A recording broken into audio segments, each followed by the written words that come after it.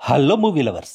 Recent గా hit అయిన court మూవీలో టీనేజ్ బాయ్ గా యాక్ట్ చేసిన Harsh Roshan, Salaar movie child artist Karthikeya Dev తో పాటు స్టీవెన్ మధు, నిహాల్ కోదాటి, సాన్వి మేఘనా ఇంపార్టెంట్ రోల్స్ లో యాక్ట్ చేసిన మూవీ టుక్ టుక్. ఈ మూవీ ఎలా ఉందో ఈ రివ్యూలో చూద్దాం.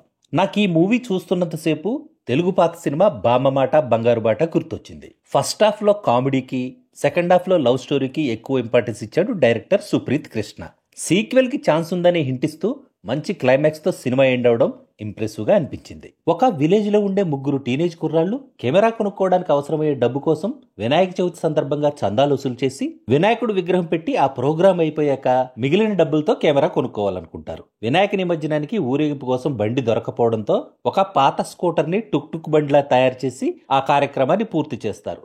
ఆ తర్వాత వాళ్ళకి ఆ టుక్ టుక్ బండిలో ఒక ఆత్మ ఉందని తెలుస్తుంది. ఆ విషయం తెలిసాక ఆ ముగ్గురు కుర్రాళ్ళు ఏం చేశారు, ఈ మూవీలో నవీన్ శిల్పల ప్రేమ కథకున్న ఇంపార్టెన్స్ ఏంటి అనేదే ఈ movie basic story. Daring village అమ్మాయి శిల్పగా శాన్వి మేఘనా యాక్టింగ్ బాగుంది.